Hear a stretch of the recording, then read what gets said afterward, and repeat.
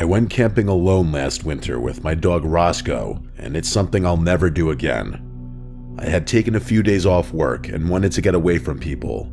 I loaded my truck with my gear and drove up a long, narrow trail that cut deep into a state forest. The road was barely maintained, covered in packed snow and ice, and there were no other cars anywhere. After driving for almost an hour, I parked at a small pull-off that looked like it hadn't been used in a long time. From there, I hiked another 20 minutes with my pack and Roscoe until I reached a small clearing surrounded by thick trees. The snow was deep and untouched. There were no footprints or signs of anyone else being around recently. That was what I wanted. I set my pack down, cleared a spot for a tent, and let Roscoe wander around while I worked. He stayed close, sniffing the snow in the trees and just jumping around playing. I pitched the tent, staked it down hard because the ground was frozen, and laid out my sleeping pad and winter-rated sleeping bag inside. I knew it was going to be a cold night, well below freezing, so I layered properly. Thermal base layers, thick socks, a fleece, and a heavy jacket stayed on even after camp was set. Once the tent was ready, I gathered dead wood and built a small fire pit. I started a fire and let it burn down until I had a steady flame. I cooked dinner over it, just a simple meal, and sat on a log eating while Roscoe lay near the fire. The woods were quiet in that deep winter way where sound feels almost non-existent. I learned a long time ago from my dad that snow actually absorbs sound. After I ate, Roscoe suddenly stood up and started barking toward the trees. It didn't concern me at first. Deer were everywhere out there, and he had barked at them before. I told him to relax, and he did after a minute, sitting back down.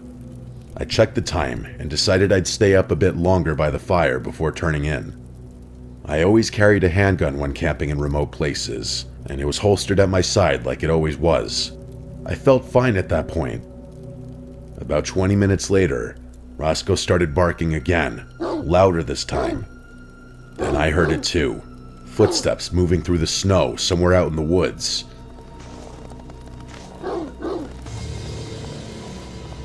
I stood up and listened. The steps stopped, then started again. Roscoe went from barking to growling, then suddenly went silent. He stood staring straight ahead toward the trees. That was when I felt uneasy.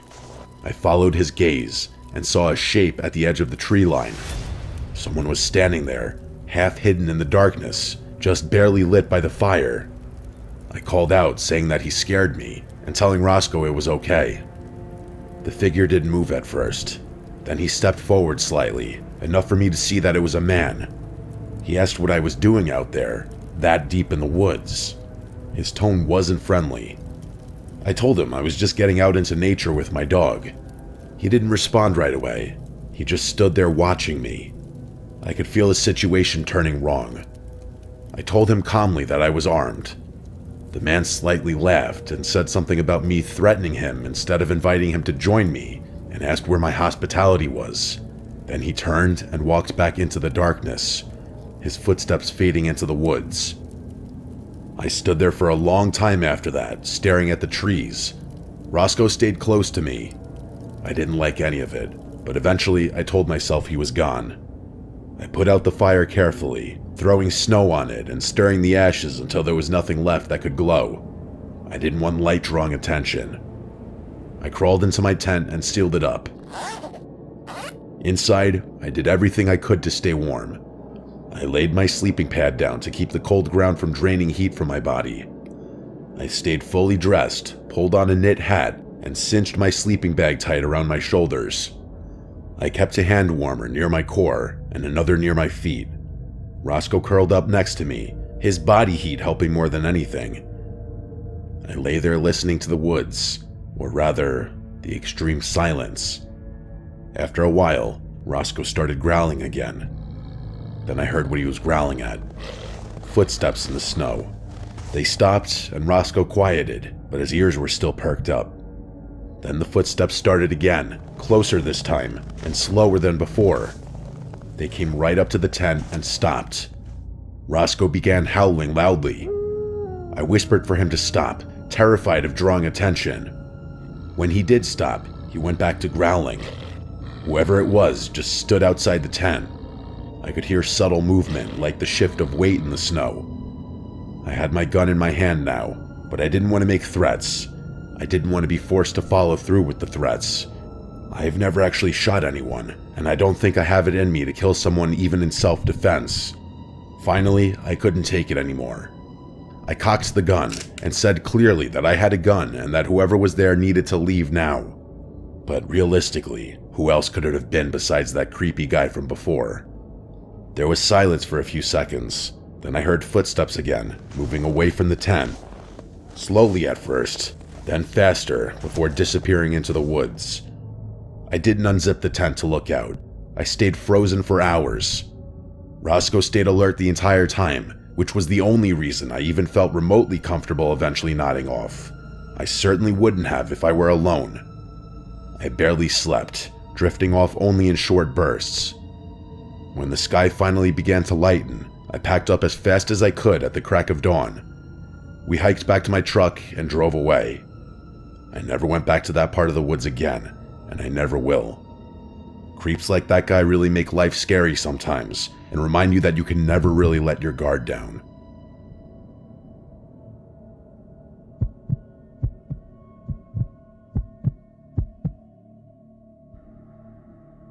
July 4th weekend in 2025. I drove from Melbourne, Florida to Charleston, South Carolina to visit a good friend named Mark I hadn't seen in years.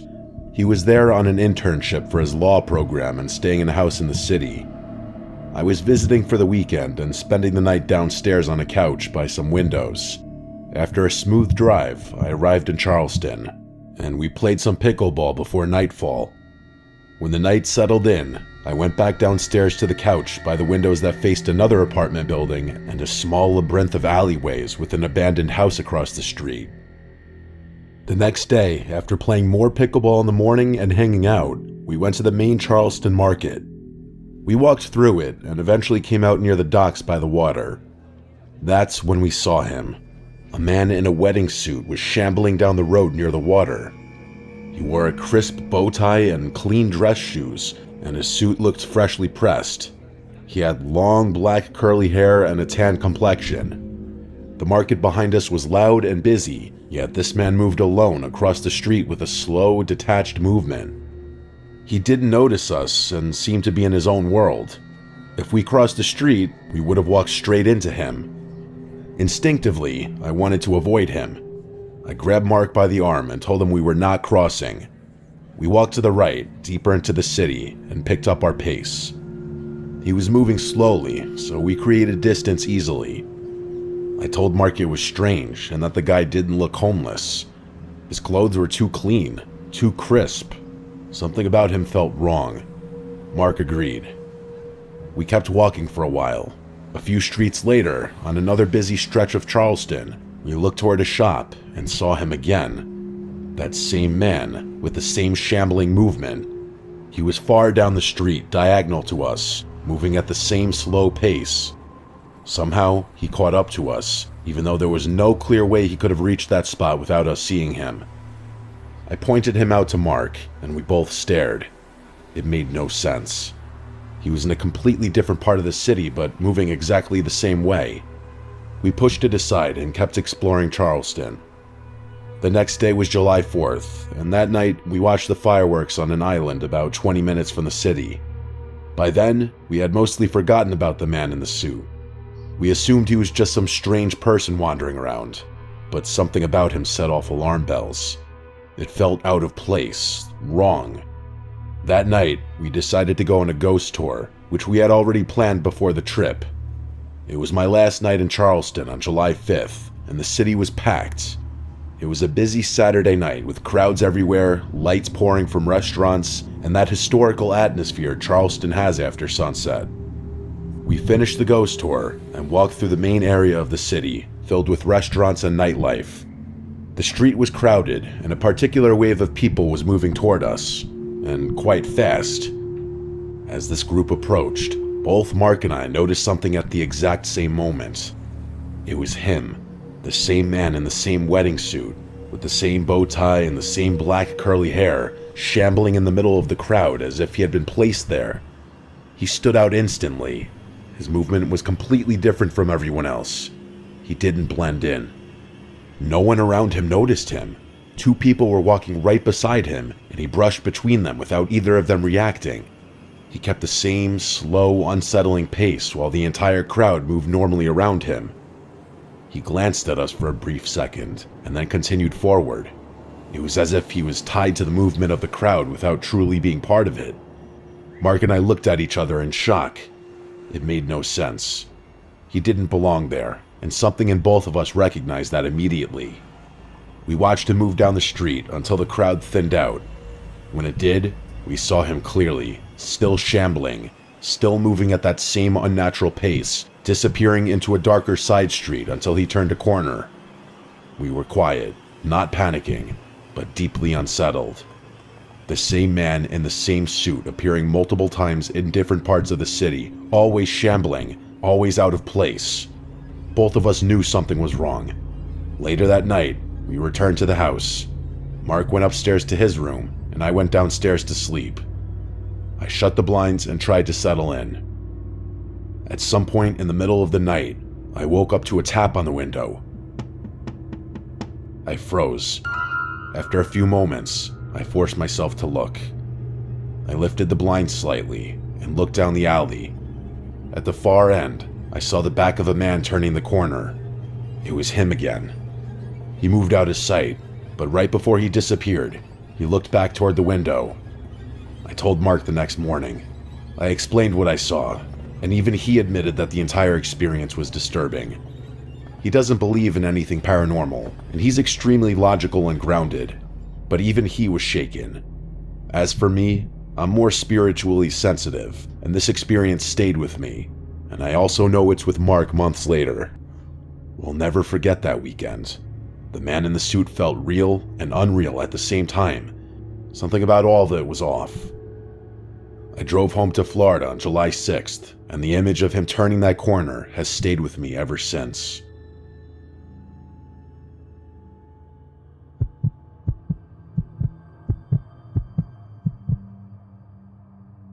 I never thought I would be the kind of person who double-checks door locks or memorizes the sounds of my own floorboards, but that changed after 1 week last winter. I live alone in a small house I bought a few years ago, and my routine has been boring and predictable. I work from home, order groceries, go to the gym late at night, and I don't talk to my neighbors much at all. That routine is why it took me longer than it should have to realize something was wrong. It started with a noise I heard around 2:30 in the morning on a Tuesday. I was half asleep on the couch with the TV still on low when I heard what sounded like a soft thump near the back of the house. It wasn't loud enough to scare me, and my first thought was that something had fallen in the kitchen or maybe the house had shifted. We all hear sounds like that in the house or apartment once in a while, right? I muted the TV so I could listen. Nothing else happened. I checked the back door, made sure it was locked, and went to bed. The next morning, I noticed the back door felt different when I opened it. The deadbolt still worked, but the handle felt loose, like it had been twisted too hard. I made a mental note to fix it later. That night, I went to the gym around 11 p.m. like I usually do. Side note, I like an empty gym, and I got back around midnight to 12:30. As I pulled into my driveway, I noticed my porch light was off, yet I always leave it on. I stood there in my car for a few seconds trying to remember if I had turned it off earlier, and I convinced myself I probably did. Inside, everything looked normal. I walked through every room just doing an innocent little analysis before going to bed, something I had never done before. On Thursday morning, I woke up to my alarm and noticed my phone was at 12% battery. I always charge it overnight, and I clearly remembered plugging it in. The cable was still connected to my phone, but the charger was no longer connected to the outlet. Weird. I told myself I must have knocked it loose in my sleep, but that explanation didn't really make sense because my phone was still on the nightstand, not in bed with me. At that moment, my only explanation was I picked up my phone in the middle of the night, accidentally yanked it off the outlet without realizing, and set it back down. I started paying closer attention after that. That night, I stayed up later than usual, sitting in the dark with the TV off, just listening. Around 3 in the morning, I heard slow thumps coming from the back of the house. Footsteps? I asked myself. Nah, it can't be. I held my breath, but the thumps seemingly stopped. After a while, I convinced myself the thumps came from outside. I'm in the suburbs, there's of course other people around, even at night. The next day, I found muddy shoe prints on the floor near the back door. The thing is though, the footprints weren't clear. Like I couldn't distinctly make out patterns of the bottoms of the shoes, which made it look like someone tried to wipe them off before walking around. My stomach literally skipped a beat. I stood there staring at them, trying to understand how they got there. I hadn't had anyone over. I hadn't gone outside in muddy shoes. I checked the back door again, and this time I noticed faint scratch marks around the lock, like someone had used something thin to pry at it. I called the locksmith and told him I thought my lock was failing. I didn't say anything about the footprints. He replaced the lock that afternoon and told me everything should be fine. That night, I pushed a chair under the back door handle and slept with my bedroom door locked, something I never did before then. I woke up just before 4 in the morning to the sound of something tapping lightly on my bedroom door. It wasn't a knock. It sounded like someone testing the door with their fingertips. I stayed completely still, staring at the door, my eyes burning because I refused to blink.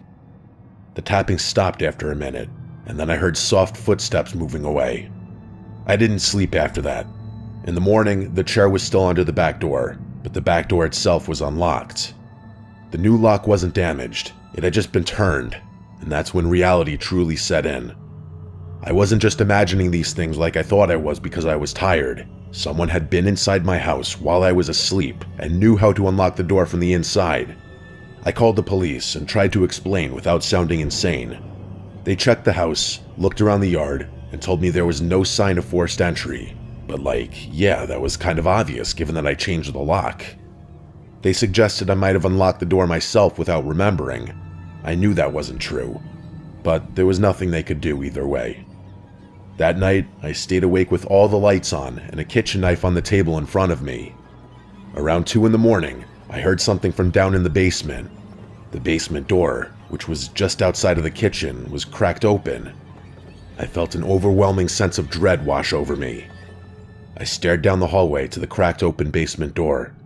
I walked over to it, peeked down through just what the crack in the door would allow me to see, and I swear it was not my imagination.